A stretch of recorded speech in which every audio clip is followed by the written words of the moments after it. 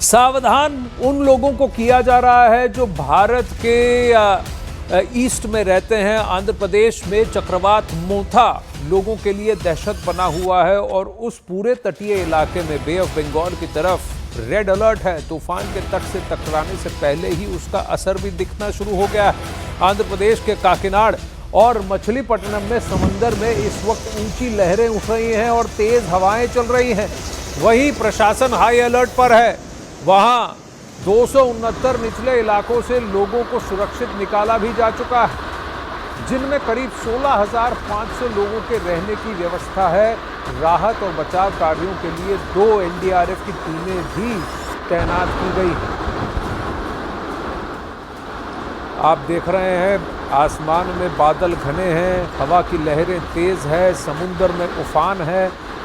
ये बे ऑफ बंगाल है, इसलिए आप देखें धीरे धीरे जैसे जैसे साइक्लोन मोथा, ये तूफान, चक्रवाती तूफान लैंडफॉल की तरफ आ रहा है, धीरे धीरे आप देखें तो विंड स्पीड भी बढ़ रही है। देखिए नाव कैसे समुद्र में डोल रहे हैं। लोगों को वार्निंग दी जा रही है कि कृपया इस वक्त आप समुद्र में ना जाएं, क्योंकि ये ऐसा करना खतरे से खाली नहीं है। काकीनाड़ के 269 निचले इलाकों में लगातार प्रशासन अनाउंसमेंट के जरिए लोगों को समुद्र से दूर रहने और सुरक्षित जगह जाने की अपील भी कर रहा है। कई लोगों को प्रशासन सुरक्षित जगह पहुंचा भी चुका है। एनडीआरएफ और स्टेट डिजास्टर रिलीफ यानी एसडीआरएफ की टीमें तूफान के वक्त हालात को काबू करने के लिए इस वक्त तैनात हैं। कहीं अकस्मात अगर पेड़ गिर जाता है, सड़कें जाम हो जाती हैं या कुछ अनहोनी घट जाती है तो रिलीफ के लिए वो तत्पर है। चक्रवाती तूफान मोथा धीरे धीरे करके काकीनाडा की ओर बढ़ता हुआ आ रहा है और अभी हम काकीनाडा में हैं। काकीनाडा में अभी जो समुद्र है वो बिल्कुल अशांत हो चुका है। हम तो 2 दिन से काकीनाडा में इस साइक्लोन कवर करने के लिए आए हैं और कल शाम तक हम यहाँ थे, मगर जो हवा की रफ्तार थी वो ऐसी नहीं थी और जो लहरें उठ रही हैं उनकी अगर बात हम करें तो लगभग 20 फीट ऊपर ये लहरें उठ रही है। और जब ये साइक्लोन यहाँ इसी जगह पे इसी तट को टकराएगा तब इसकी हाइट क्या होगी, कितनी ऊंची दीवार होगी लहरों की, ये किसी को भी अंदेशा इस बात का नहीं है। फिर भी ये माना जा रहा है कि लगभग 20 से 30 फुट अभी तो आ रहा है, अभी तो उसके बाद अभी 30 से 35 फुट तक शायद जा सकता है।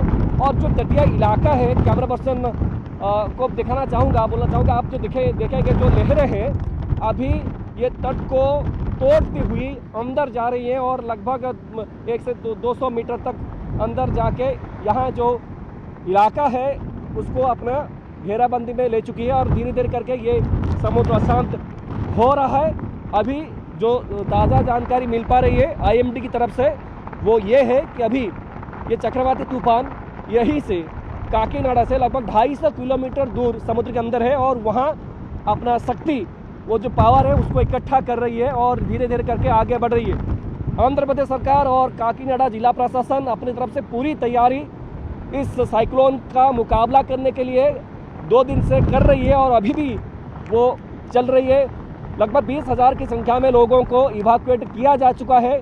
एक जगह है ओपेडा नाम का, उस जगह के ऊपर सबकी निगाहें अभी है, क्योंकि वो जगह अभी जो वहाँ रोड जा रही थी उस रोड को तोड़ती हुई ये लहरें, समुद्र की लहरें रिहायशी इलाकों में घुसना शुरू होने वाली है और कहीं कहीं भी रोड टूटा हुआ है।